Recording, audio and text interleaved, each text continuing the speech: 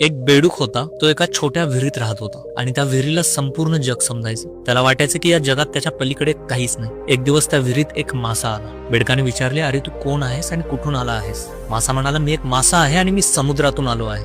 बेडूक, ज्याने बाहेरचं काहीही पाहिलं नव्हतं, म्हणाला, समुद्र म्हणजे काय असतं? मासा म्हणाला, समुद्र म्हणजे एक विशाल पाण्याचा साठा आहे ज्यात खूप पाणी असतं. बेडूक जोरात विहिरीत उडी मारली आणि म्हणाला, असं इतकं पाणी तुझ्या समुद्रात असतं का? मासा हसला आणि म्हणाला, बेडूक भाऊ, समुद्र खूप मोठा आहे. जणू त्यात हजारो विहिरीही समावू शकतात. तिथं फक्त पाणीच पाणी आहे, ना भिंत ना किनारा. बेडूक रागात म्हटला की नाही, तू खोटं बोलतोयस. विहिरीपेक्षा काही मोठा असूच शकत नाही. मासा म्हणाला, बेडूक भाऊ, एकदा तू बाहेर ये आणि बघ, जर तुला ते मोठं नाही वाटलं ना तर परत विहिरीमध्ये ये. माशाने अनेक वेळा त्याला समजवलं. शेवटी बेडूक मान्य झाला. मासा त्याला आपल्या पाठीवर बसून समुद्राकडे घेऊन गेला. बेडूक म्हणाला, अरे बापरे, हे खरंच किती मोठं आहे. मी आता जितक्या पाहिजे तितक्या मोठ्या उड्या मारू शकतो या समुद्रामध्ये. धन्यवाद मासा, तुझ्यामुळेच मला नवं जीवन मिळालं.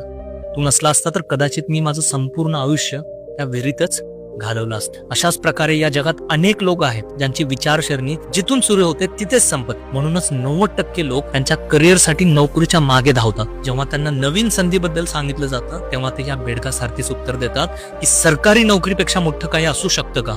मित्रांनो, जर या कथेतून तुम्हाला काही खोल संदेश मिळाला असेल तर कमेंटमध्ये तुमचं मत मांडा. या रीलला सेव्ह करा, शेअर करा आणि मला नक्की फॉलो करा.